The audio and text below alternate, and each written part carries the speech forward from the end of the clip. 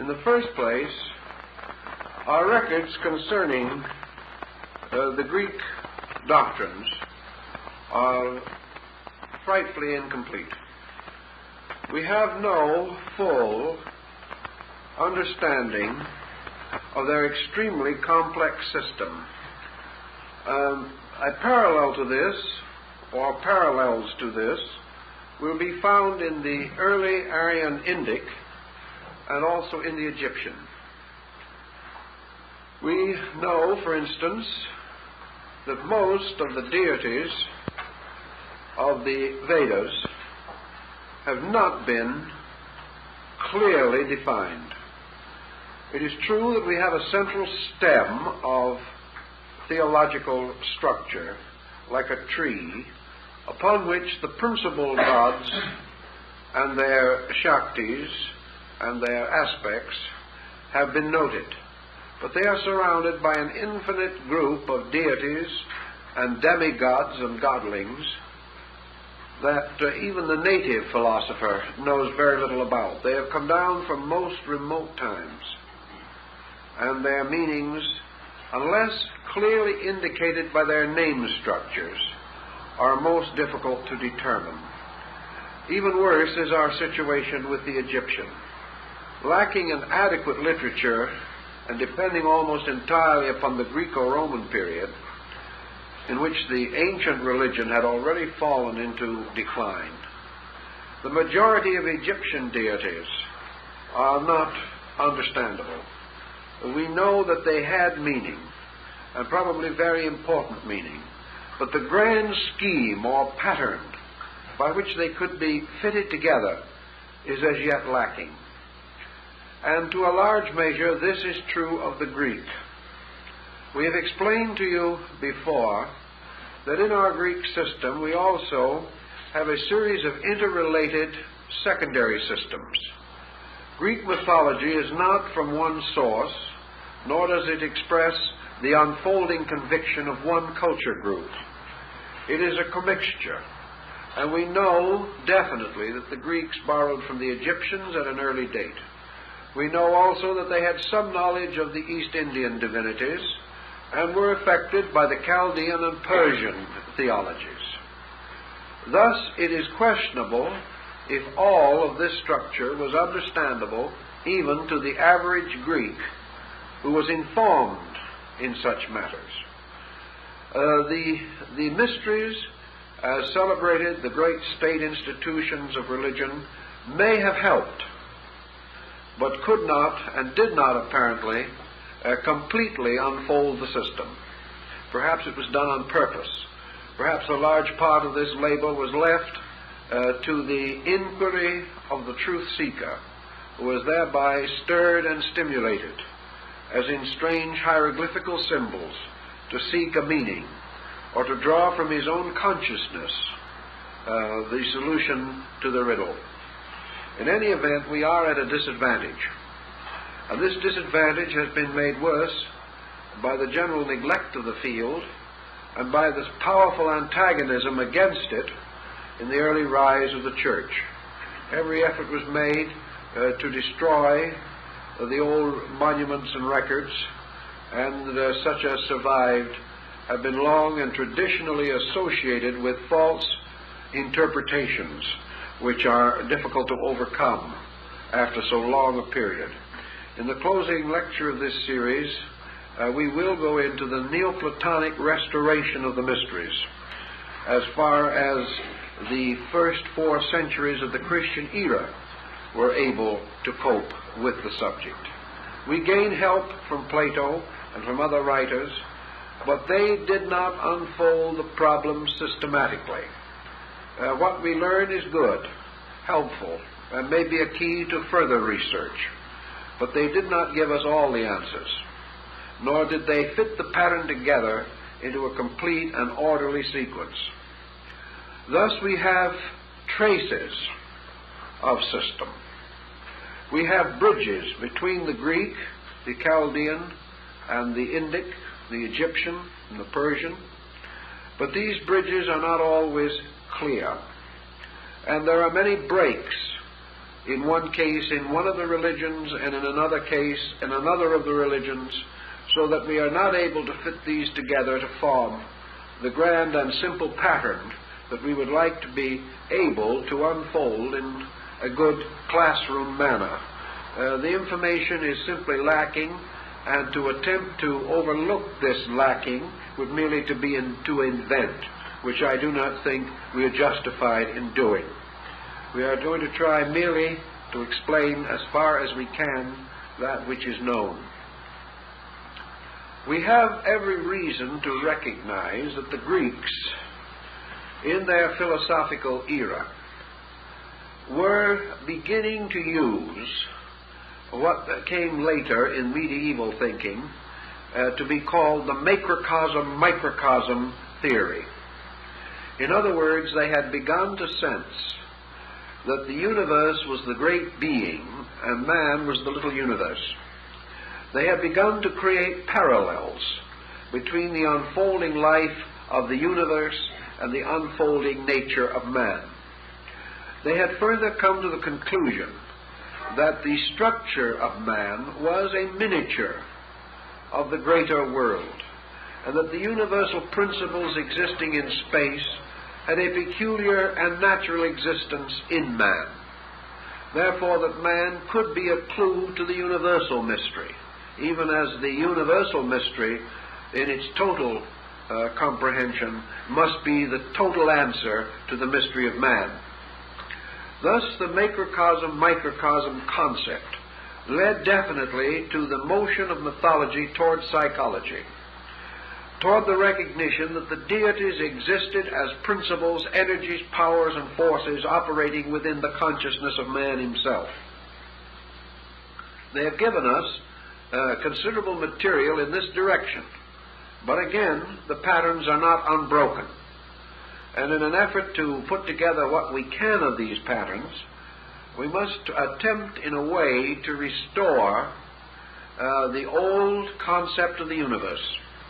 The universe as it was recognized not only by ancient man in the European and Near Eastern theaters, but for that purpose, the total life of the ancient races. For this grand pattern permeates all of them, descending to its last great exponent in our thinking, and that was Paracelsus of Hohenheim, who attempted to restore this entire theory and to use it as the basis of therapy.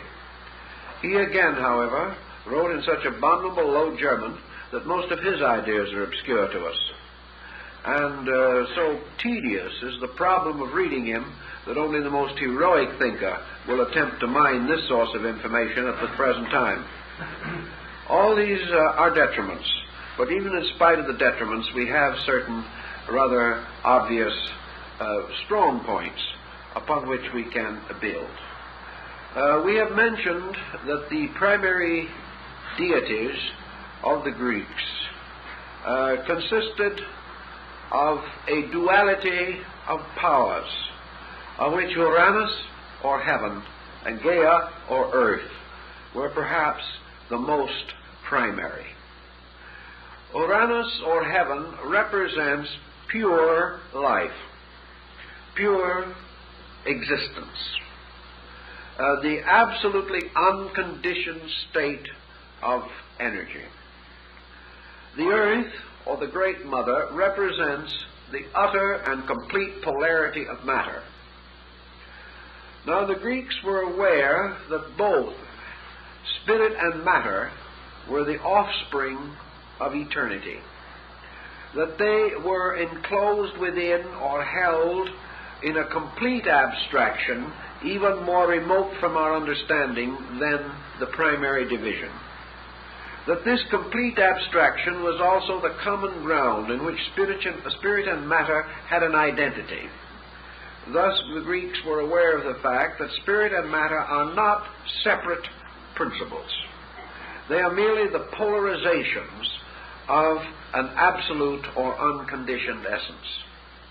Thus, pure life and pure matter are themselves polarities of each other, with matter as the least degree of manifested life, and life as the supreme condition of the material state. These drift or move slowly, like the harmonic intervals of a musical string, such as the monochord. And each of these conditions is finally a part or a degree or a state of absolute existence. Naturally, as with other peoples, efforts to define the nature of this absolute were considered more or less fruitless. Socrates, Pythagoras, Buddha, Confucius, and Plato agreed primarily in the principle that to define the infinite is to defile the infinite. These things are simply beyond comprehension. But out of the utterly incomprehensible, there emerges not only these conceivable or hypothetical polarities upon which all existence rests, but by their polarization an interval is created. An interval between the above and the below. An interval between extremes. And in this common ground, or in this what the Nordic peoples call Gnunga gap, or the cleft in space, creation as we know it comes into existence. And out of the absolute operations of spirit and matter, or complete life and complete material substance, as these were understood, there arose a product which was the result of the operation of one on the other. And this product was time. Time was therefore the most ancient child of heaven and earth. And the experience of time has to do with duration. And as the Greeks express it, time is the measure of separateness. In other words, only when reality is in some way reduced from its own nature into a semi-illusionary state, or relativity takes the place of absolutivity, only under such conditions can time come into existence. For time is a kind of a measure of the separateness of something from allness. While it remains within allness, it is not subject to time. But when it is separate from allness, it is subject to coming into existence. It is subject to continuing in existence. And it is subject to dissolution or departure from existence. And time is the measure of the coming, the continuing, and the departing of all things. Time, therefore, is merely man's way, or man and nature's means of distinguishing the difference between the finite and the infinite. That which is infinite is timeless. That which is finite has an impermanent relationship to the infinite. And that impermanent relationship is time. And this time factor is that devouring thing which in turn dissolves and absorbs everything over which it is placed as ruler or governor. So between these two abstractions arises the dim, mysterious form of Cronus, the deity holding in one hand the sickle, the one that cuts all things down. This comes back to us in our medieval thinking as Father Time with his scythe, who cuts down all creatures. He is the reaper, the gatherer-upper of things. And in the ancient symbols, he carries not only the scythe in his hand, but wears a crown composed of an hourglass. This is very interesting. And in one group of symbols, he is represented as combing out the tresses of a beautiful maiden, as though gradually combing out, or separating, or removing the snarls, or the knots, or the cords, or the twists, or the turnings and confusions of everything. Because in the end, time alone combs out all confusion and becomes the absolute critic, the final censor, the absolute judge of everything that exists. For that which is the noblest, as the Greeks pointed out, has the greatest endurance in time.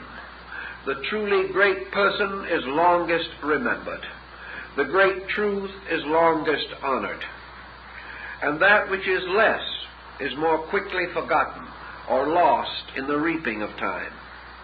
Thus many powerful and splendid things vanish in time because of their deficiency in reality, whereas those things most like reality or possessing the greatest participation in reality have the greatest endurance in time. Time, though it must reap everything, protects some things longer than others, and operates more slowly on those things over which it has less authority, because they have more of timelessness or reality in themselves. So we have this ancient background, but it is a very highly theoretical background. It is almost as though Uranus and Gaia and Cronus represent a living stage. They are like a vast theater of living energies upon which the drama will be unfolded. You do not see them anymore in the play, because they are both the stage and the whole of the play. We no longer see them as persons, but they in some way mysteriously divide the play. For because of them, the play has its beginning, its middle, and its end. Because of them, the play has its chronology, its sequences, and it portrays those things which belong under the powers of heaven, earth, and time.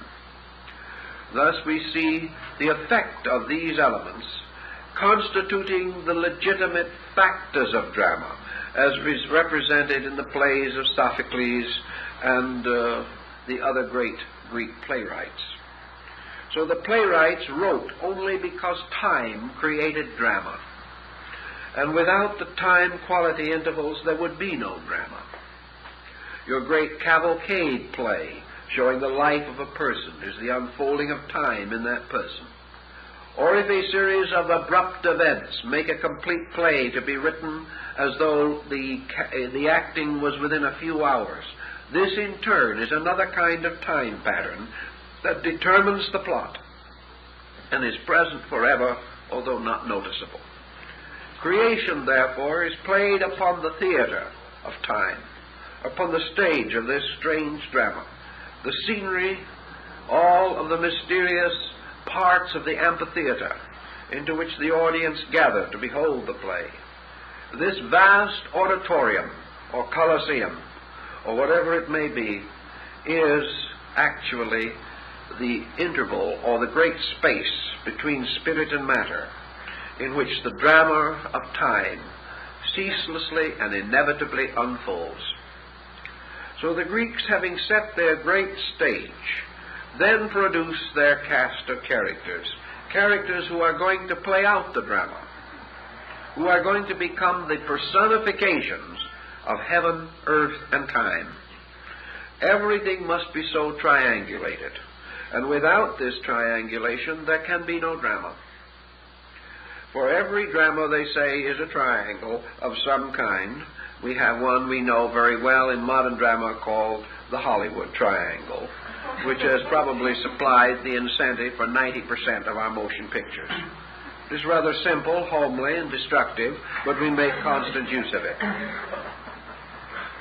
Now, we then see also another division.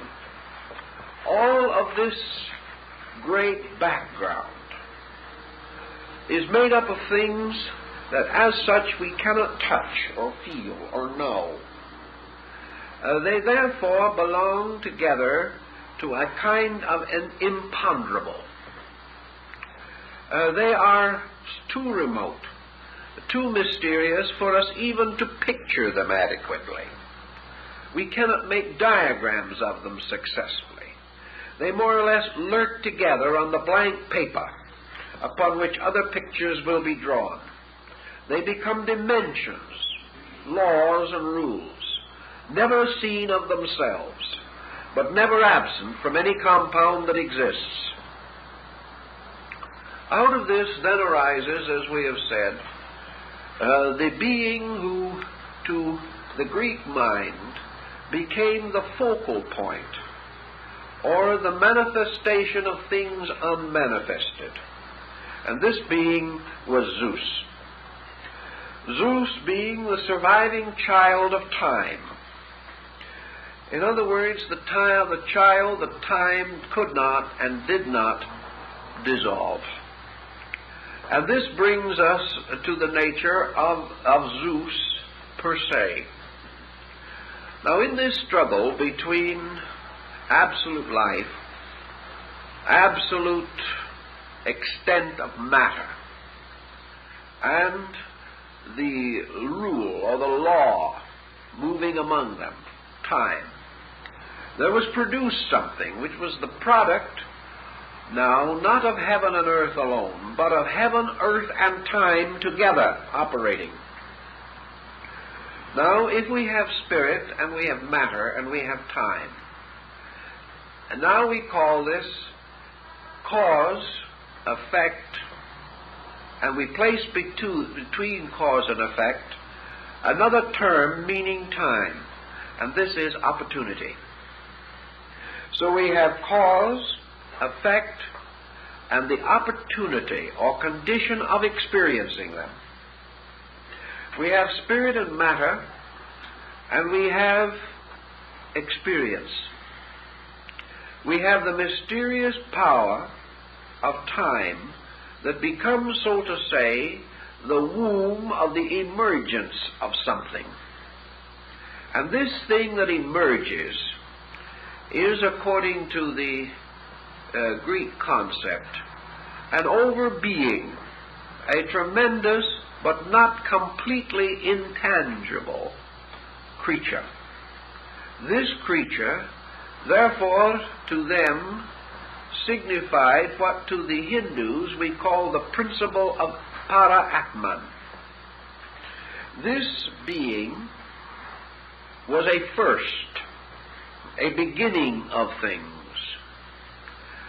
It had certain attributes, and these attributes we like to think of sometimes in our concept of consciousness. Buddha said that there is no such a thing as consciousness except that which results from the reaction of cause and effect. Cause and effect produces consciousness. Therefore, eternal cause and eternal effect, spirit and matter, through duration or the unfolding of things in an orderly sequence, produce together what we call consciousness. Now, this is root consciousness. This is not the kind of consciousness that says, I know, nor is it the kind of consciousness that says, I think, or I believe, or I observe. Because assuming that this consciousness arose in the mystery of space and matter, we know that space is invisible, pure matter is invisible, time is invisible. So none of this condition arose from the contemplation of externals. It arose from the interior experience of certain flashing awareness, or the discovery and the development of what the Greeks call the ox-eyed God, the mysterious God whose seeing is of an internal nature, like the ancient concept of Amitabha in Tibet, the contemplating Dhyana Buddha, that internalizes to know and externalizes to lose knowledge. This is a peculiar concept, but it is common to most people. So Zeus blazes forth as being the intuitive factor of the realization of the action of life and matter through time. Thus Zeus becomes, in a sense, the wisest of all gods, because he possesses the law of wisdom and endures in time. On the other hand, Zeus is strangely detached from all things that may be regarded as knowledge by man. Zeus represents, therefore, the flash of total awareness, apart from the process of knowing.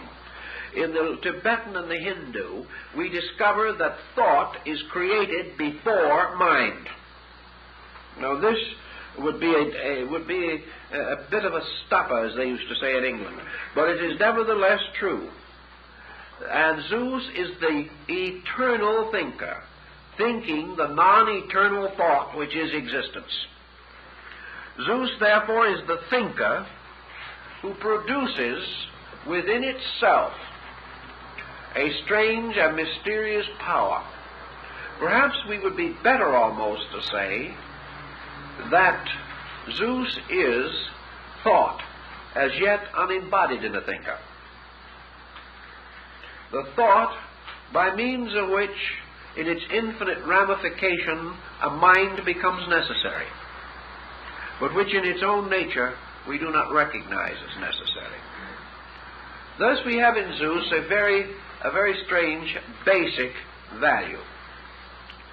And in the study or analogy between the Greek system of the universe and their microcosmic system, or the relationship to man, Zeus represented the total auric or magnetic field of man.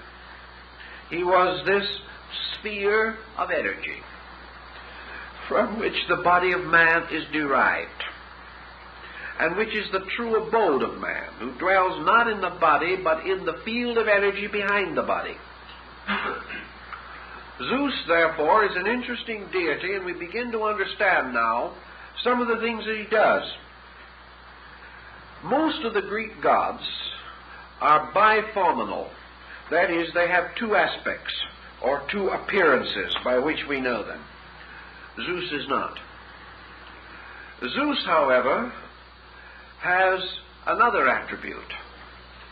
He is polyphenomenal. Instead of taking on, for instance, another god of the Greeks that we can mention would be Hermes, or Mercury. We know Hermes among the Greek arts mostly as a young man with winged heels and a winged hat, carrying a caduceus or staff, and springing off into space, apparently, in the best architecture of such sculptors as Cellini. But this is not actually the only form. The old Greeks made the statue as that of a venerable old bearded man, robed in a heavy toga and leaning upon a staff, sometimes bound with a serpent and sometimes not. Thus there was what was called the old or aged Hermes and the young one. And the same is true of Dionysus, who is represented as an old bearded man or as a very effeminate youth with a garland of vine leaves in his hair. There were two distinct forms of each of these deities. In Zeus there is not. But Zeus has this other peculiarity of forever taking on other shapes. He takes on the form of the swan in the story of Leda. He takes on the form of the bull and abducts Europa. He is constantly taking on forms, but none of these forms are his own. And when whatever the escapade is that he is at present engaged upon, he returns to his own shape. Now, most of your deities in ancient times had this power to change their forms at will. The moment you represent or recognize Zeus as thought, or as a being, a principle, we then become aware that this principle is moving constantly through an infinite pageantry of forms and appearances. Therefore, that it should appear in countless forms is not unreasonable.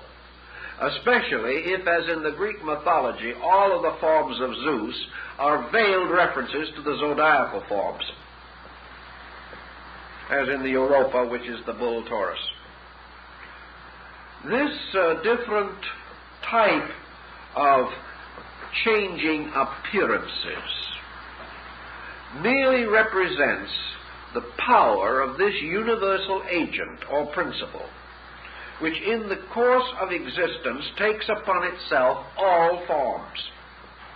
In some of the Oriental legends, we are told that the Supreme Being always took upon itself male and female aspects in the generation of any kind of creation. Thus, the great deity Brahma, becoming the male and female creature, as in the case, for instance, of the horse and the mare, took upon himself these forms and generated these creatures that then endured forever. But this one life has to take upon itself the positive and negative aspect of every type of creature that it is going to generate. Otherwise, it cannot generate them. And this is one of the principles that lies behind the Greek mythology, which makes it much more interesting when you begin to study the principles involved.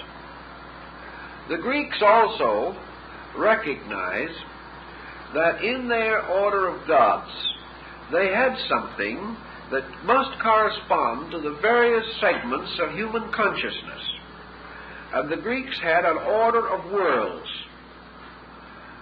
These worlds were in every case related to their mystery dramas and to their ancient concepts of astronomy and to the elements which they recognized and in which they followed very closely most other peoples who represented or recognized four elements and a fifth essence or principle, called in alchemy the quintessence, or the fifth power, from the very word quintessence, which means fifth essence. In the Greek system, then, we start with a descent of gods. And these gods descending become embodied in terms which are not so different from those of some of the Asiatic philosophies, and we'll try to work out something with them. The first of all is the celestial world. Now, by the celestial world is meant primarily the world of the celestial bodies, known as the Empyrean, or the highest abode, the abode of the luminous beings or star gods that lie at the root of things. This world was ruled over by Apollo, who was more or less the custodian and who rode his chariot through this diffusion as the Lord of the Sun. But the very world, star-spangled and planet-embroidered, through which he moved, was itself the vestment or the flowing robe of the great Hierophant. And whenever the initiate, as Apuleius tells us, in the mysteries of Persephone, passed into the chamber of initiation, he was invested in a garment which seemed to be of one piece and very full, which was slipped over his head and hung down around him on all sides. And on this garment were placed the representations of all of the heavenly and sidereal bodies, so that he was heaven-vestured when he went in to the great mysteries. This celestial region is the atmic plane of Asia, of Asiatic thinking. And this plane is substantially and essentially the manifestation of Zeus. But it is placed under the control and direction of one of the sons of Zeus.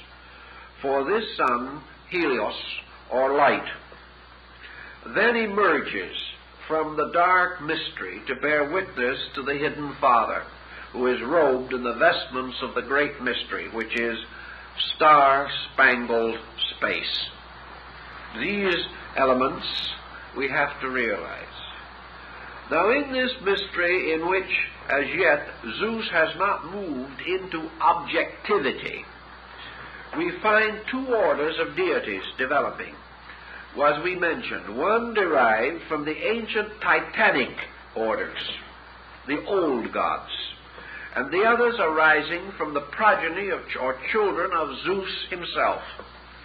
And ultimately, as in most other mythologies, the old gods retire, disappear, and cease to be present, and the children of Zeus, or the products of this order of creation, take over and become the custodians of the various planes involved.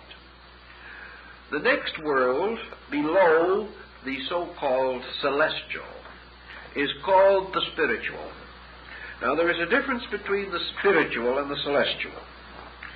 The celestial has to do with dimensions that are beyond. The spiritual life of man, for example, may be expressed through conduct here in this world. An individual may be a spiritual person without being a celestial being. He may have virtues and values. He may be heaven-like in some parts of his nature, but not so totally so that he can immediately retire into a heavenly condition. Spiritual, therefore, to the Greeks, had a little different quality of meaning from what we understand. To them it would be more, we will say, inspirational, intuitional. It was a region or area of insight by an over faculty or an internal apperception of reality. And this would correspond to the Indian concept of buddhi. And we will gradually come into the great triad of Indian philosophy, Atma, Buddhi, and Manas. Atma being to a degree then the celestial, Buddhi the spiritual, Manas the mental. Now these conditions differ. Buddha is said, Gautama Buddha is said to have experienced identity with Buddhi, or with the principle of pure, intuitive, or illuminated intuition, or identification with the power to apperceive reality. This is supposedly also the idea of the samadhi, which is a spiritual state, but it exists within a celestial universe superior to itself. Now, in the Greek mythology, we might be surprised to try to figure out to whom this would be associated in our quick list of the deities, and we probably would not hit the correct one.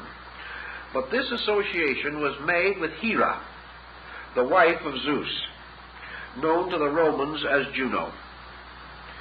Now, in the actual story of the Greek mythology, Hera shares with Zeus in the rulership of the world. Hera is referred to as the goddess governing and protecting the moral life of the world.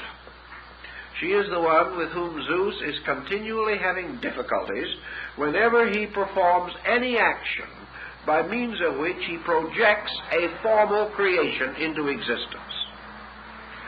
His infidelity to her causes constantly her retaliation. And it is the retaliation of the Buddhic intuition against the motions and processes of universal mind that constitutes quite an involved drama on this stage of affairs. We are reminded of the words of Paul that he tells us, when he would do good, evil is ever nigh unto him. The conflict between man's intuitive sense of realities and the eternal demands upon him by the processes of creation are represented by the struggle between Zeus and Hera, or Jupiter and Juno. And yet she is the queen of heaven, She is the ruler of the spiritual region because she represents pure Buddhic intuition. She represents this same factor that has been associated with the female since the beginning of time, the immediate apperception of value without intellection. And therefore she must always, as the Buddhic principle, be the one who knows without knowing how she knows, or the one who knows without reason, arriving instantly at conclusions to which reason may attain only after the most circuitous efforts. And this peculiar internal inspirational intuition is therefore keyed to this spiritual region over which Hera has dominion. And we will later see how this drama works out. But we have to sort of get the members of the cast identified. Now the third of these principles is the mental or intellectual sphere, the Indian monastic world, divided into an old and a new, a high and a low, and therefore under the control of the deity that has no nature of its own, but takes on whatever nature that comes to it because of employment. In other words, we are speaking now of Hermes. Hermes representing the messenger or the communicator of the divine power. Hermes serves all the gods and becomes identified immediately with the one he serves. Having completed the service, he is no longer so identified. He brings no message of his own. He is only the communicator. And he is represented by the old bearded man and the young man with the wings on his feet. And the higher mind, the Arupa Manas, is represented by the old bearded man. And the lower mind, or the embodied Manas, is represented by the young man. Therefore, there are two minds in man, the abstract or reasoning mind, and the concrete or thinking mind. And thought and reason are not the same, but they are both interpreters, messengers. And like these messengers, they have several attributes. For Mercury, Hermes, is not only the one who becomes the guide, the Virgil to every Dante seeking to pass through the mysteries of the under region, but also this deity is the god of thieves, of those who steal, of lying, of misrepresentation, and he is represented in his younger form nearly always as carrying with his caduceus a purse. He is the god of accumulation, and one of the negative functions of the lower mind is accumulation. In other words, the use of intellect to increase worldly goods or possessions, whereas the old Hermes with the beard and leaning upon his ancient staff is like Gurnemanz, the aged guardian of the Grail Castle, or Merlin, the wise man. This is the mind that has gone beyond, and therefore has chosen the philosophic contemplation of reality. So the twofold phases of mind. Now the next, or the fourth world, corresponds very definitely with the Indian concept of kama, or desire. This is the world in which emotion, as yet not subordinated by reason, or emotion of its own nature and kind, thereby existing in its own world according to its own laws, and in these worlds and in these laws correct, but becoming involved in the larger composite pattern of all the worlds operating together, presents a rather complicated situation. And this world is therefore the world of desire, the world of illusion, the world of the bundle of attributes, the world of the stacks, as Buddha calls them, of faculty, actions, and reactions, and their effects upon man.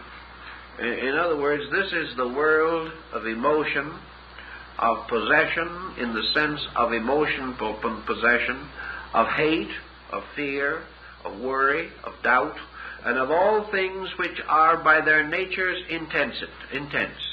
And in this region we find enthroned ancient Hades, keeper of the Plutonian realm. He therefore signifies primarily the keeper of the ghosts of illusion, or as the medieval mystics and magicians called it, the sphere of the astral light.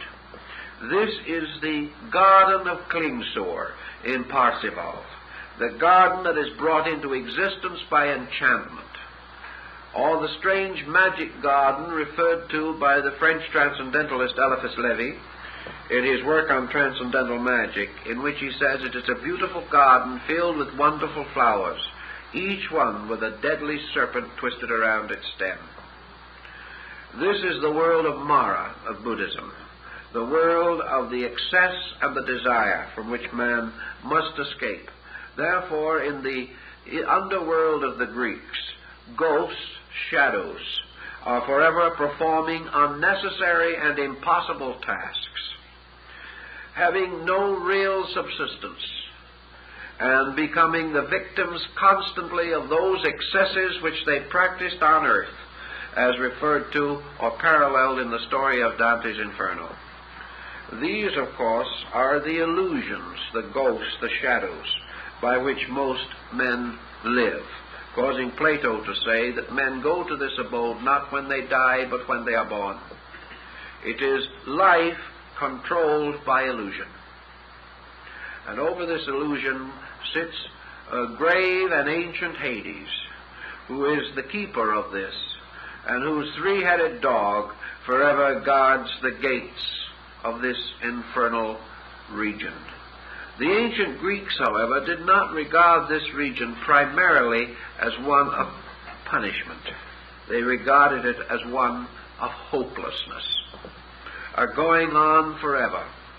Perhaps perhaps some of them were psychologists and had clients. If they have, they would know what this hopelessness means. That you can work with an individual to help him get over a bad streak of selfishness for 10 years, to find in the end that he is just as selfish about the next thing he wants. Nothing seems to change, because it is not here that the change can be effected. Now this leaves us one more deity and one more sphere to accomplish, and that is body, which is the next lowest in this cycle of the ladder of worlds. For this ladder, as you can sense already, is very largely a psychological ladder, a ladder of factors. Now the material world was to the ancients not a principle or an abode of principles, but a reservoir or receiver into itself of the principles of other things. Therefore, there is no karma or debt related to earth. All debt is paid in relationship to some other cause, and the drama is simply played out here. Thus, body is no cause of evil in itself. Man is not ever punished for being embodied. That is sufficient retribution in itself. Man is punished merely through the body, symbolically, for the things which he does to the body, and by doing them through his own body, to the body's lives and natures of others around him. It is always the person in the body who is the carrier of responsibility, never the body itself. Therefore, strangely enough, the Greeks had a very beautiful thought about the body. They said that it belongs to matter, and that, wonderful and strange as it may seem, matter which to us seems to be so rather disagreeable a thought, standing for materialism and all that thing, Actually, matter is forever pure. Matter of itself can never be defiled. There is nothing cleaner than a good clean handful of good clean dirt. Matter in itself is never evil. It is never actually polluted by what anyone can do to it. Anything living in a material state pollutes only itself when it attempts to pollute matter. Matter is never polluted. Therefore, to the Greeks, matter was the world virgin, an eternal principle that is forever the victim of others, and yet, regardless, is never defiled. Because matter is wonderfully enough never soiled, but things living in it soil themselves and each other through their conduct. But when they depart and that body goes back to the earth again, it is pure again. It is the impurity of the person and not the body. For nature purifies everything, and in nature nothing that is corrupt is left. It must always be purified again. And so, it's not unreasonable that to this sphere they should assign their deity Hestia, whom we call Vesta. Vesta itself suggesting not only purity, but also vestment, the body. And the body, therefore, is the eternal virgin, because of itself it never defiles itself, because it is not a principle. It can never do evil, because it can never do anything. It is always the result of other things operating upon it, that causing it to have innumerable appearances. Therefore, modestly draped in the ancient costume of the time, with the fold of her robe over her head, Vesta remains forever the verdant earth, beautiful, pure, beyond defilement, and those who would defile it defile themselves. This is a very interesting philosophical point if we want to study it. So here we have what we might term not only persons of a drama, but we have, like Faust, a play in 5 acts. Each of these acts taking place on one of these levels, under the sphere and body of one of these deities, whose very natures become the principles, energies, and worlds associated with them. Therefore, the material plane is Vesta.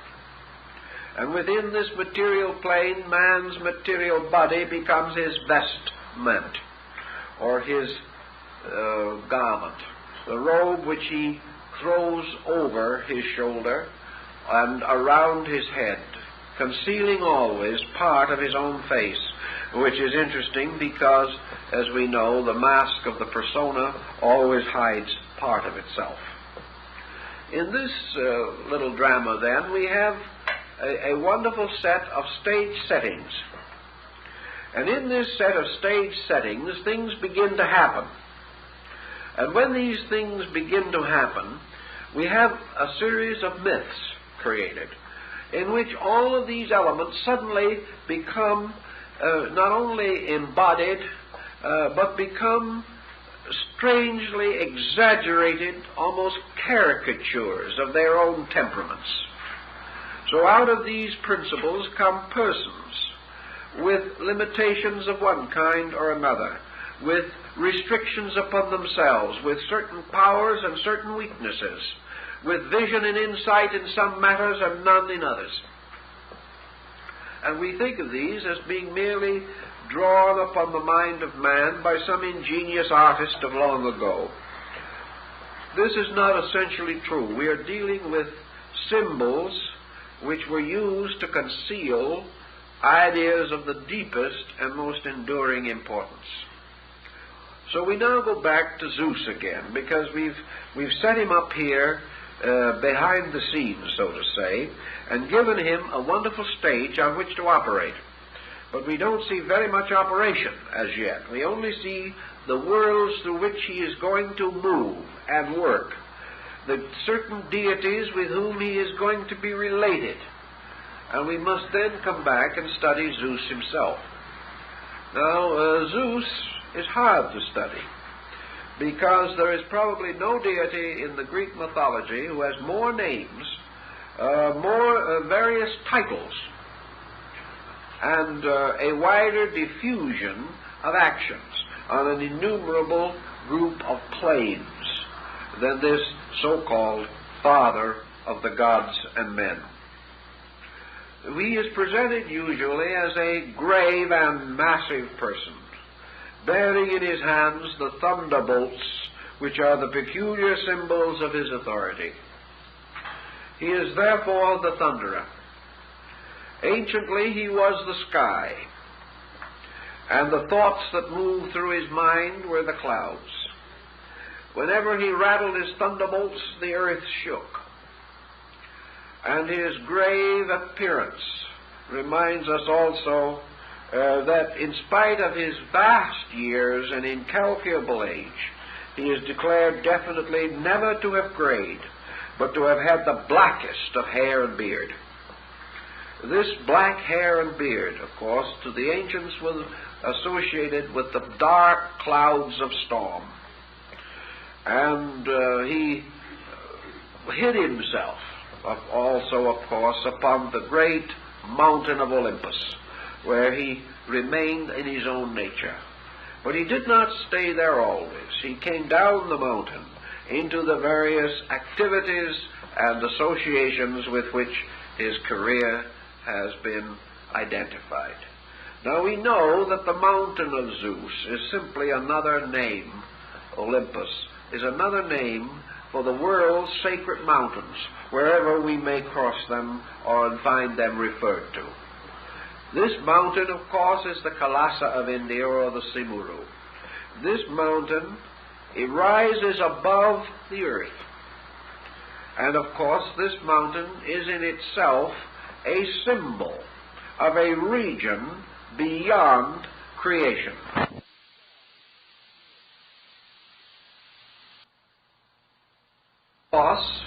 All-powerful, because even as we proceed in the study of Zen or any of the Ottoman Sufi mysticisms, this peculiar suspension of knowing in the total state of itself is invincible. It is the parent of all powers. It is the only thing which in a strange way may produce many things, but never be in itself shaken or moved. Thus Zeus has a strange relationship to the absolute autocracy of the thing as it is. No matter what you want to do about anything, whatever it is, it is. Whatever you want to do about universal law, about the gods, about men, about creation, about science, art, or literature, you must finally come to the point where you shrug your shoulders and say, that which is, is. There's nothing more we can do about it. So this isness of it is the strange power which makes Zeus the supreme autocrat. Zeus, through a series of generations of many kinds, feels this strange group of worlds which we have described under the rulership of these 5 levels of divine attributes. Some of these worlds, incidentally, belong to the titanic preceding cycles of existence. Others emerge as children of Zeus himself. Later we will try to differentiate those more clearly, but at the moment it would interfere with our general thinking. Instead of that, therefore, we will say here is the state of interior true fact, the thing as it is. Nature according to being, instead of according to seeming or appearing to be. And the clouds moving over the face of the great Olympian height divide the universe into being and appearing. Everything above those clouds is being. Everything below those clouds is seeming or appearing to be. For all fact lies above the clouds, and all principles reside there. and it is their extension into a state of non-reality, which gives them tangibility to us. Therefore, we perceive according to the error of things, rather than according to the fact of things. And our way of knowing is by discovering that this and that and something else, they are not true. We discover that which is, not by directly finding it, but by discovering that which it is not, or that which is not. And in all definition of principles, we must approach by virtue of the language itself, always in the negative. The moment we say what a thing is, we make it less. The only thing we can do is to try to discover that which is not itself, and that which remains is whatever itself may be. Now this brings us to another pretty little part of our drama. For out of the nature of being, born out of the striving of spirit and matter, and made fructified or fruitful by time, emerges this fact, the fact of being, that which exists forever in the state of being identical with being and of a conscious at-one-ment with being without thought. Now this remains static, however, and that is one of the difficulties that has been pointed out in connection with Eastern philosophy, that if you get into this state you do nothing, and that is considered to be bad. Of course, this is a question, because when you get out of this state you do all kinds of things, but they're not important, so you can decide for yourself. Now, of all the progeny of Zeus, of all the creatures fashioned out of the state of being, all except one is the result of a polarization. It is a result of the state of being entering into conspiracy with one of these planes that we have expressed. Zeus as being, taking upon itself or himself one of his attributes or forms, goes forth into some realm or sphere, perhaps goes, as he does on one occasion, into the land of Cadmus, and there he woos Semele, the daughter of Cadmus, and from this union is born Dionysius Zagreus, the Savior. But Zeus came forth into this world, or into that sphere. He went to Cadmus in one of the mildest of his forms, it is said. He went only as a spirit. He came unembodied, as in the ancient legend, Cupid first came to Psyche, Eros appearing first as only a voice, but never seen. And it was only when Hera, whose peculiar attributes of intuition had been violated by this union, takes upon herself the form of the old woman and forces upon Semele doubt as to the nature of the mysterious spirit that overshadows her, that Semele then exacts from Zeus the fulfillment of a promise that he will do anything that she asks. He then takes the oath, the great oath of Zeus, taken by the river Styx. The great oath, therefore, that is taken in the land that divides the mind from desire, and promises that he will grant her wish.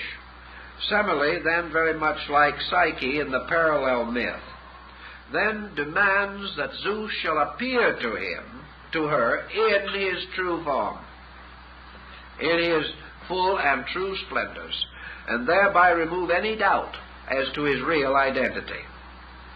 Here you find the very same principle that Bamey tells us about in the idea of the mercy and the wrath of God. That as long as man has faith, he knows only mercy. But when he doubts, mercy changes into wrath. As faith, he sees only the beauty of God. As fear or as negative emotion, he opens himself to the law of God, which appears as the great wrath or the lawfulness in which the principle of mercy is completely invisible, though it is ever present. Zeus tries every way possible to convince Semele that she should not exact this demand. But she insists, and it is said then that the great god took upon himself the slightest of the panoply of his powers, as little of his grandeur as possible, and appeared to her as a magnificent power or blazing being. And of course the very light of his presence utterly consumed her. It was then, of course, that he also rescued his son, who was born at that moment, from the burned and charred ashes of the child's mother, and carried the child back with him to Olympus, to where it was to become later the Savior God of the Greeks. But it was therefore, again, Zeus moving out of his own nature, first as subtly as possible, and then in the presence of doubt or of fear, or perhaps the idea of prove it, which we so often use. Prove exteriorly that which is an internal mystery. And the words spoken at the time of the crucifixion of Christ, if you be the Son of God, come down from the cross, save yourself. And in this peculiar situation in psychology, we have one of the elements that is quite interesting in the Greek myths, because Zeus is a very intriguing situation to cope with in the sphere of mythology. Remember, this divinity was symbolically delineated by a very highly psychological and philosophical people. Much more so, perhaps, than most of the other races with which we are familiar at that period in culture development. But to come back to Zeus now, he exists in this form, and through his mixing with the beings on all planes, we find that he brings forth various progeny. But this various progeny nearly always has a strange and tempestuous career, because they become instruments of evolutionary procedures in all of these spheres of existence. But Zeus, in order to escape all involvement and to produce a power suitable for his own needs, creates or generates out of his own mind what the ancients in India might have called the mind-born god. In this case, the mind-born god is a goddess. And in this case, the goddess is Pallas Athena, born of the god by an immaculate conception within his own being. We have, therefore, knowing, truth, the nature of being, producing out of itself its handmaiden, whom, like the Brunhilde of the Odinic rites, becomes the alter ego of her own father. This being, Minerva, or Pallas Athena, born full grown, helmed and speared, and carrying upon her arm her father's shield, the shield of the great sky god.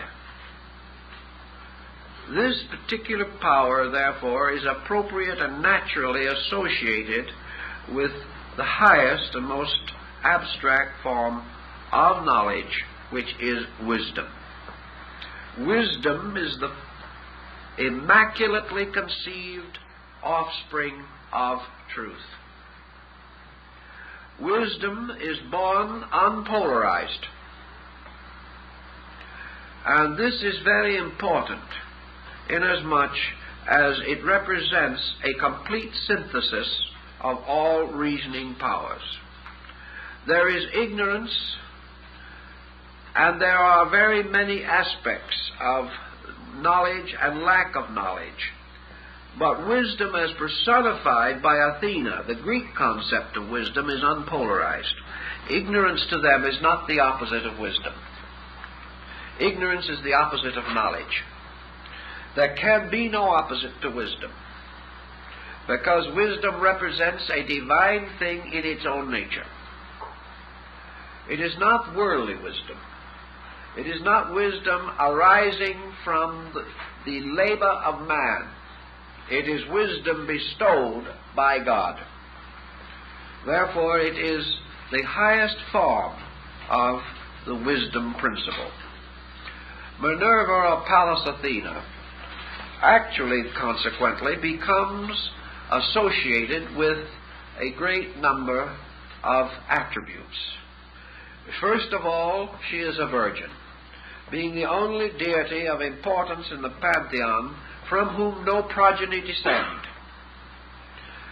She is never involved in any relationship other than to serve her father. And in him she is complete, and in her he finds his own complement. He is the only being in whom he confides. And she is his right arm in all the things that he does. It is consequently this thought that Zeus, through wisdom, who becomes his handmaiden or his agent, his primary agent in procedure, brings forth all things according to their orders. She becomes the mind maiden who does whatever his will directs. In her various attributes, Athena then represents two kinds of wisdom. She is, first of all, a goddess of war.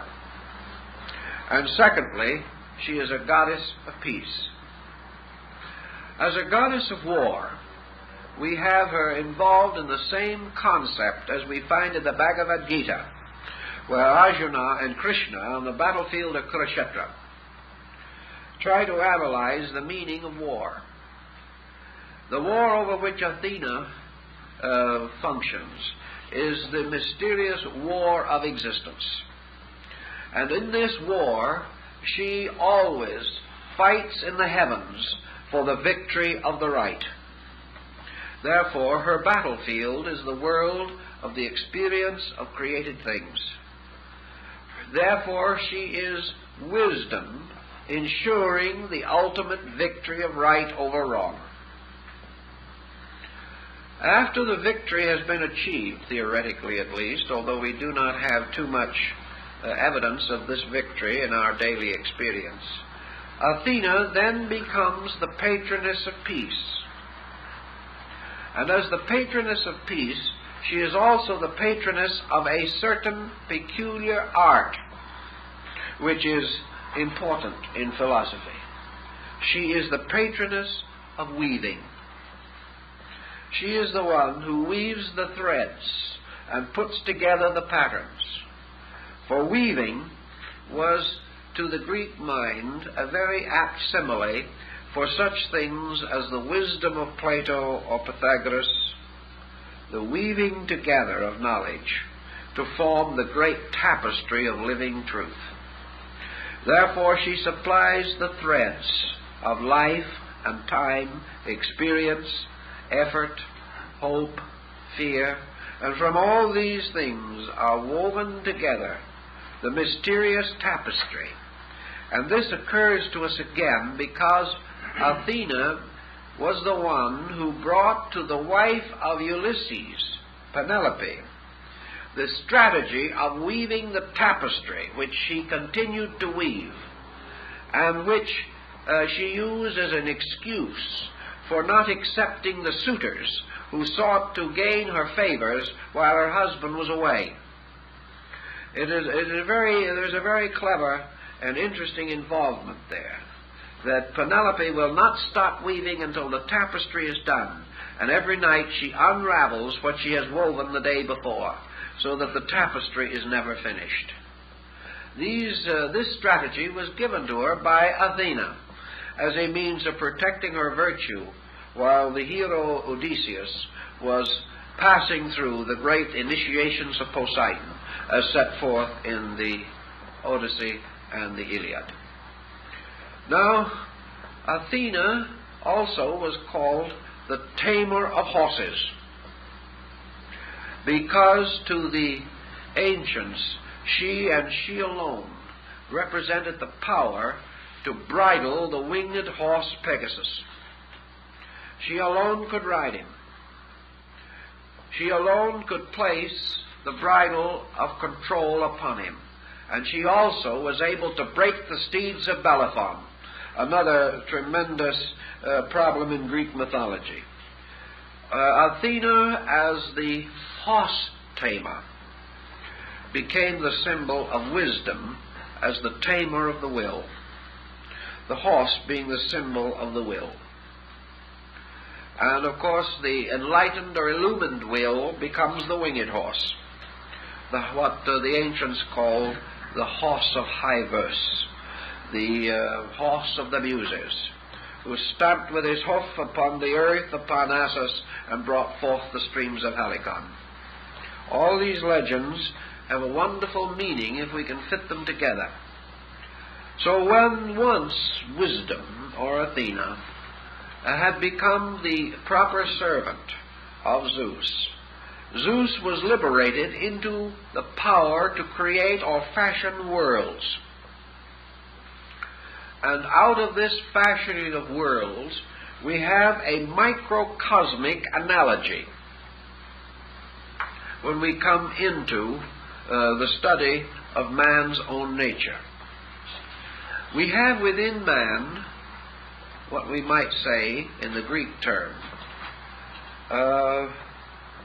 the Noah, the Greek idea of nous, the principle that regardless of whatever happens to the body, whatever happens to the individual during life or death, the Noah, the archetypal being, the anthropos, remains unchanged, the over-self of Emerson. This knower, according to the Greeks, was Zeus. And this knower, reaching into manifestation in the psychological integration of man, brings forth as its servant, as its instrument, and as its living agent, the higher principle of wisdom. And this higher principle of wisdom is finally associated with and embodied into the concept of buddhi. For the knower becomes identical or identified with illumination, intuition, and these other high attributes of consciousness. Pythagoras and Plato both point out that this buddhic principle, which represents man's spiritual internal power to approach the knower, is equivalent to the consort of Zeus. Therefore Zeus, abiding in his own peculiar realm, makes as his first adjustment with existence his union with the world buddhic principle, or in the case of man, with the energy of spiritual knowing, which is resident and which forms the consort or Shakti of Zeus. This spiritual knowing, however, as in the case of Jupiter and Juno, is static. Therefore, to overcome this and to bring the precipitation of existence into objectivity, Zeus produces this unpaired power, Athena. And this unpaired power becomes the means by which man is able to achieve his own liberation, and by means of which also the divine power is able to create. The divine power, therefore, moving through the attribute of absolute wisdom, which is absolute conformity with absolute law, precipitates, by means of Athena, the monastic principle, or the principle of mind. Athena is the bridge between consciousness and mind. And by virtue of mind, or the mind polarity in man, man becomes aware of the gods above and aware of his humanity below. Mind, therefore, is in this middle distance between all things. And mind is consequently the hermetic principle. When then we say that Hermes was the author of 80,000 books, all we are doing is saying that the mind is the author of all books. That the mind is therefore the principle of ingenuity. That the great dialogues of Hermes to Tatian represent nothing more or less than the mind forever instructing the personality. But the mind itself is not enough, for behind the mind must stand this power of true wisdom, from which the mind is able to gather its positive inspiration and in turn receive into itself the powers of the divine purpose.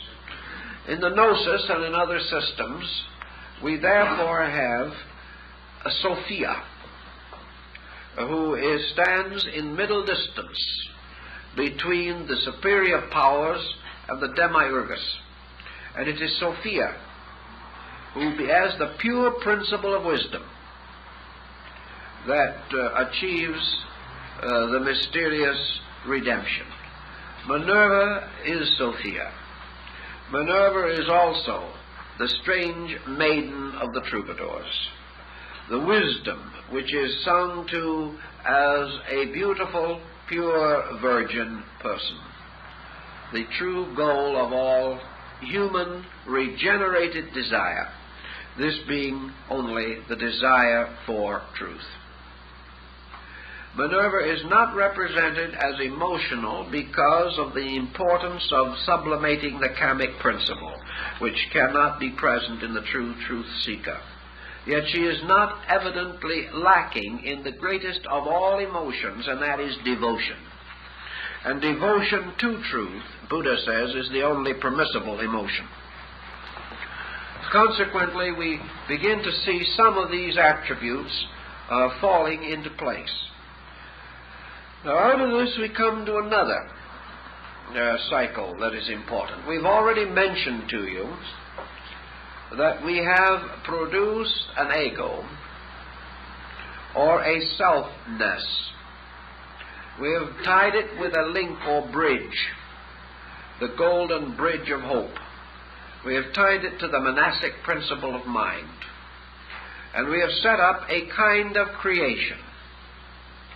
Now, in the Greek mythology, creation consists of three processes, of which the first is a generation, because in the Greek they did not believe that something came from nothing, as the way we consider creation.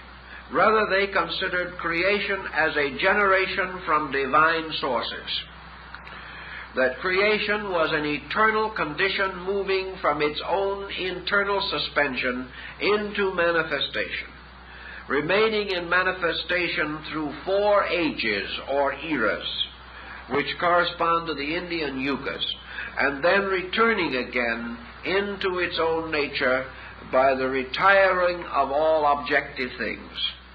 Thus an outflowing and an inflowing within a great cycle of time.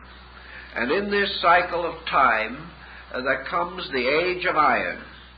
And in the age of iron we come upon the mysterious symbol. We find out why Vulcan, Hespasius, is the deity of fire. Because fire alone works iron and the metals. He is therefore the Tubal-Cain, the builder, the one who casts the instruments and who pounds swords into plowshares. He is also the one who creates the armament of the gods. Iron in the Greek mythology has a meaning that you have to think through twice, or you will not get the real point of it. Because actually we think of the age of iron as the least of the 4 yugas, or the 4 ages. But actually the word iron to the Greek meant mind. The age of iron is the age of the mind. And over this power is Vulcan. For the fire of human experience, the flames of human aspiration, are used to temper iron. And the sword Excalibur of perfect steel that belonged to Arthur the king, and the great sword of the paladins of Charlemagne. All these swords represent iron gradually transformed by fire into steel. Take the sword of quick detachment and cut the snaky branches low, says the Gita, relating to the use of the sword to destroy illusion. The sword, therefore, is mind, iron is mind. The age of iron is the age of mind. And Vulcan is the kind of worldly experience which transforms mind into the steel of true enlightened will power. In any event, we have this series of cycles. And here we've mentioned already the story of Dionysus, carrying this story from the time of the appearance of the god Zeus as a voice, to the point where, obeying the secret instruction of Hera, Semele demands the appearance of Zeus in his full power and cosmic expression, and in this demand loses her life. Now we know that Zeus has taken the child and created a temporary womb for that child in his own body in order to save the life of the child. He then returns to his own abode, and selecting, according to one account, Athena, and according to the other account, Hermes, as his agent, has this child carried away to Nysa the Blessed, a land of mountains in the distant region of things. And the name of the region simply means in the abode of peace. And here, this infant is placed into the keeping of Silenus, the aged one. Now, Silenus is a kind of being who is a sort of satyr. He is a deity of strange and rather unprepossessing appearance, and in the Greek philosophy it was accustomed in the time of the great Periclitean age for Socrates to be called Silenus, because they had the same rather disproportioned appearance, and he was often called Silenus. And it is quite probable that in the development of the personality of Socrates in the Platonic dialogue, an effort was made to perpetuate the mystery of Silenus and what he represented in the cosmic picture through the form of Socrates. Silenus was the nurse of Dionysus. His name, into a certain way, means meditation. He means internal life or internal expression. He means yoga. He takes the child, Bacchus, to his cave. And the cave in this place represents an internal state of knowing, in a mountain, which is the symbol of the glory of truth. And I shall lift up mine eyes to the hills, from whence cometh my help. So the mountain is always the symbol of the divine abode. And here, surrounded by nature spirits, by satyrs and nymphs, by strange dryads and creatures that do not belong to this world, the young god was brought up. But Hera was not satisfied. Her vengeance was not complete. So the young Dionysus was subjected to a terrible ordeal. With the assistance and conspiracy of the Titans, the primordial giants that had come down from ancient times, and presumably still including Cronus, Rhea, and the other great titanic deities, a fell's plot was laid. A plot that is reminiscent of certain words in the opening chapters of Genesis, where it is said that God, perceiving the danger that man should become like God, caused him to be cast from the garden. Because if he ate of the tree of life, he would be truly as the gods. And to prevent this, he was cast out of the garden.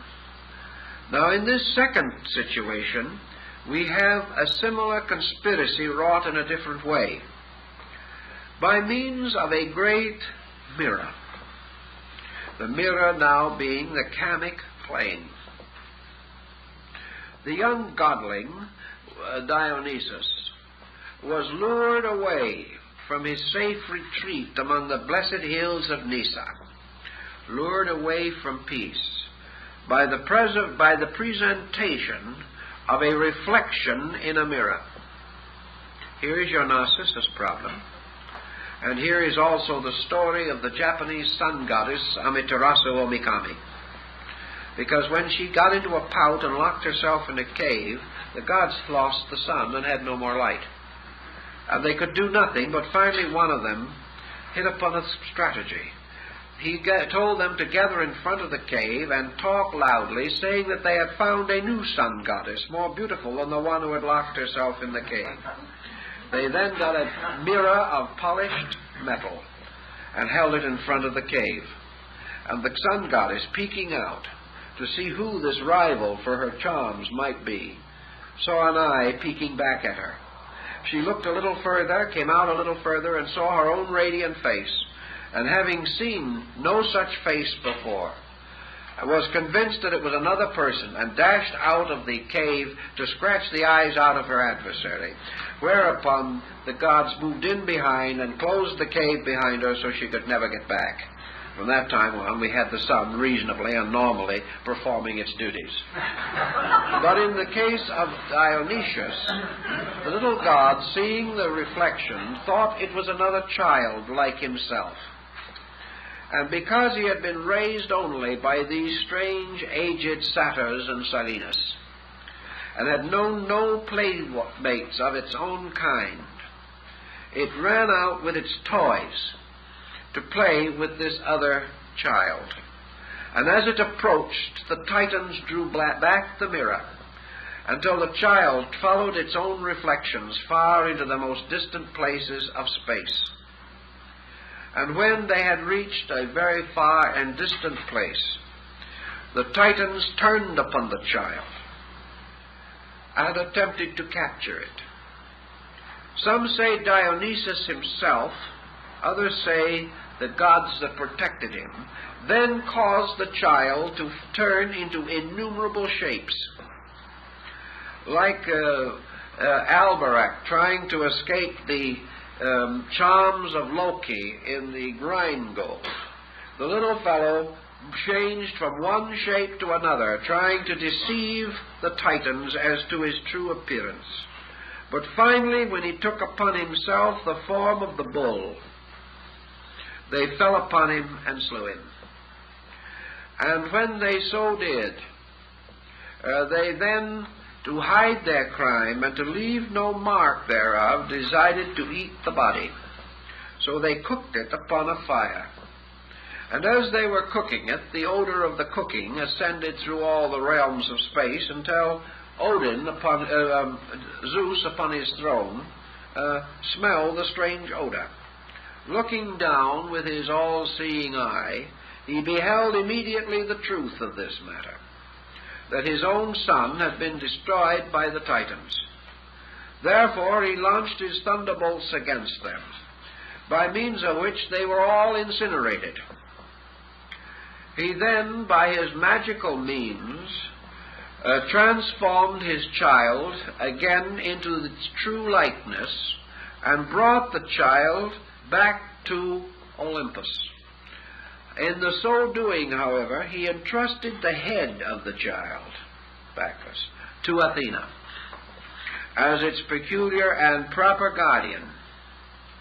And having restored the child to life, it received then the name of the twice-born, or the one who had passed through death and had been restored again.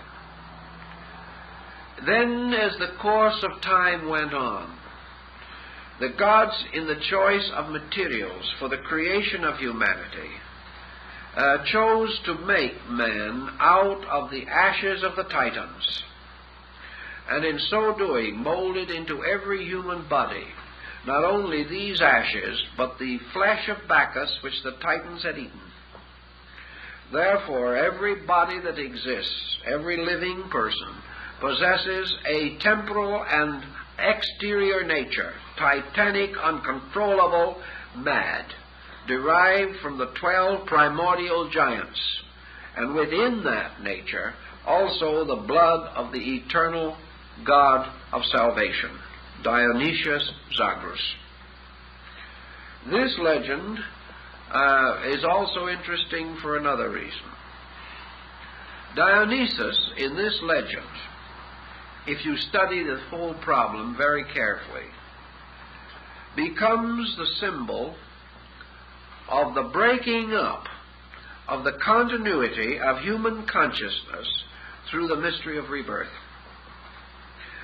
Dionysus, in this instance, represents, therefore, the many aspects of the soul in its journey, and the various forms into which Dionysius changes himself in the effort to escape destruction by the Titans, is, if properly read, the complete story of the evolutionary growth of man through the kingdoms of nature up to his present spiritual estate. This is interesting furthermore because, of course, in this case, the Titans not only represent the primordial powers, but they represent the fact that the primary elements, as represented by the titanic order of life, is also diffused throughout the universe, and that whereas the Titans as principles occupy in this principle the relation of heaven or Uranus, the Titans are also parts of matter and become involved in the mystery of Gaia, or the material element, the negative pole. Thus the 12 orders of material things, the 12 substances of nature, recognized by the Greeks, become the Titans that attempt to destroy or eat up the soul, and succeed in doing so in the mystery of incarnation. Zeus, however, turns his thunderbolts against the process of crystallization, destroys the power of matter, rescues his son, and restores him to life with the cooperation and assistance of Athena. The study of the toys of Dionysius, particularly the bull rattle which he carried, the story of the little god and all the things that happened to him, are like the Narcissus legend, for Plato tells us that by Narcissus is to be understood man gazing into matter and seeing the reflection of himself in a material state, falling into this state and entering into a condition of spiritual obscuration, by means of which he falls under the power of the material powers of things and has the terrible disaster of being eaten up by the Titans. Now, another name for the Titans, of course, in your Greek mythology, there are 12 of them, and as you might suspect, they are the zodiac. Now, when Pythagoras wrote on the subject, he said men falling into birth or into embodiment fall through the bodies of the 12 holy animals. Now, these 12 holy animals are the zodiac.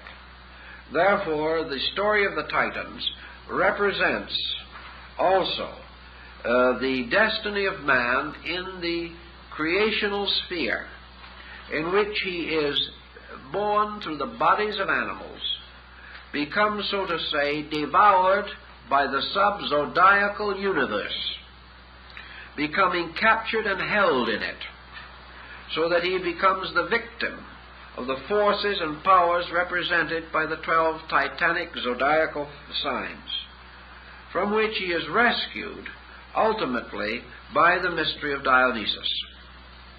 And Dionysus then comes gradually into its full focus as representative of the soul, or the life of man that is born out of the experience mechanism of material or sidereal existence. The head, or the causal, proper nature of the soul, is kept by Minerva as the principle of wisdom. Let us see a parallel of that, because each story differs enough so that unless you have all the stories, you cannot fit every part of it together. The last Orpheus, the Thracian bard, after the mysterious account of the loss of Eurydice, who descends unto the underworld, is rescued by Orpheus, but lost by him again because he does not obey the law of Kamaloka, where Hades is Lord. He looks back before he has left the region, and for this is deprived forever of the symbol of this psychic part of his own nature. Orpheus, after this occasion, is possessed by a strange madness, and he wanders about the earth singing melancholy songs and playing the most dismal and heart-rending tunes upon his lute. He goes on and on and on, and the whole world weeps with him, and the misery of it all is more than the world apparently can bear. And as he comes at last into Thessaly, he comes into the forest there, and the birds and the animals and the creatures of the forest all gather around him, as in the story of St. Francis, and they listen and join in the strange, sad, solemn sounds that come from the heartbroken poet and his instrument. And about this time, an order of Bacchantes, that are called the Ciconian women, who ran in frenzied mobs through the forest, worshipping their deity, with torchlights and cries and shouts, are offended by the strange, sad melody which is so different from their own. But the deity is immortal, for nothing can injure him while the music is being played. So what they do is to raise such a terrible din with their instruments and their voices that they drown out the music. And in this way the poet is no longer immune. They taught to fall upon him, kill him, tear his body to pieces, and cast the remains into the river. Here the head and the lute or instrument float down the stream, and the same strange melodies are heard. And in this psychological moment, Athena, descending from her celestial abode at the order of Zeus, gathers up the lute and the head, and returns with them to Olympus, where the head of the deity, or of Orpheus, continues to give oracles for ages. Later a shrine is created for him on earth, and his lute and his head are placed there as a testimony to mankind. Athena again picks up a head and takes it back to Olympus. The head of Orpheus is the symbol of his doctrine, the esoteric school which gives oracles, or continues to teach, even after the body of the school has been broken up or torn apart by the chaos of ignorance, represented by the Ciconian Bacchantes. In the case of Dionysus, the soul is returned again to the Father, and there it remains until it is set forth again as the young Dionysus. This was another appearance of it. We have Dionysus, we have Dionysus Zagros, and we have the Baccantian Dionysus. They are all different deities, or rather different aspects of the Messiah principle in Greek philosophy. Ultimately, Dionysus becomes the conqueror of the world and the restorer of his of the glory of the spiritual kingdom of his Father. He therefore becomes the inheritor of the world, taking the place of Zeus. And Zeus, even while Dionysus is a child, hands him his thunderbolts, the supreme symbol of his power. And in the Greek, we are told that the little child, who shall indeed lead them, is the symbol of purity, and that the principle, therefore, of Dionysus is the principle of purity, the principle of regeneration, resulting in the guileless one, who is represented as a child, in whose nature there is no evil, and that to this one, and to this one alone, Zeus can bestow his thunderbolts. And therefore he permits Dionysus to sit upon his throne, use and inherit his powers even while a child. And Dionysus returns to the legends of Christianity and Europe under the Galahad story, and under the White Knight, and the guileless one, for whom the siege perilous is forever waiting. That is the seat of the stranger, the seat of the one who is promised. Dionysus is the promised one, the only being in all the world to whom Zeus will entrust the supreme symbol of his power, because he knows that in this one it will never be used to injure. All of these legends take a great deal more description than we can put on them. But we then come to another interesting type of point. We are now moving inevitably toward another cycle, the cycle of the ones who have to fight with the Titans. And of this cycle we have certain heroes. For as surely as this divine order is moving downward from the celestial through the spiritual, through the intellectual, through the emotional, and into the physical world, so the earth is producing the harvest of the dragon's teeth. For these teeth were sowed in the earth, and they raised an army. And the army turned upon itself to destroy itself, which was, of course, a story of mortality and mankind. But there was also being born, by the union of gods and earth, another group of creatures possessing certain attributes or powers. In this group we have such beings, such heroes, as Odysseus or Ulysses. We have a more direct and magnificent example, perhaps, of the entire heroic concept in Hercules. We have the hero warrior in Achilles. We have the hero leader or organizer in Agamemnon. We have the hero sage in Nestor. We have a whole group of heroes. We have the heroic journey of the Argonaut. We have the mysteries which have to do with the rescue of Andromeda, and many other things in which the hero is forever coming into focus. The hero as Oedipus, facing the mystery of the Sphinx. Always the hero, and nearly always the hero as the dying god, or the tortured one, or the one bearing forever the scars of the struggle against the mysteries of providence. Therefore, we have a new order now coming up from the earth, the orders of the heroic beings. These are the ones who are moving out from below upward.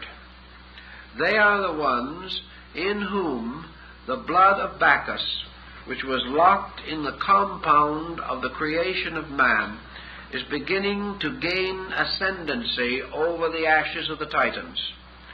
And because of this blood of Bacchus being inevitably and properly within them, they have the power to reach and climb up the mountains that lead to the Olympian heights. Thus out of the earth come Prometheus and Apelles, come the great heroes who are going to be the saviors. Also the strange races that are generated there, like the centaurs under the leadership of wise old Chiron.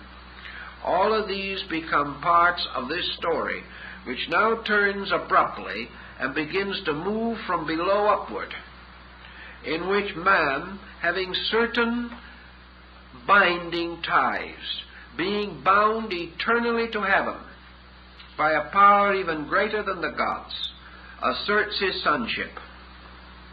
And also, as in the Sigurd saga, how Zeus, entering into a conspiracy with his fellow gods, seeks first to impede this progress and later to advance it, to impede its premature statement, to prevent man from attaining heaven without labor, but moving around to produce a situation that forces man upward, and by this forcing ultimately brings or restores the dead Dionysus to life. It is quite an interesting and complicated subject, so we'll have to work on that one a little bit next week.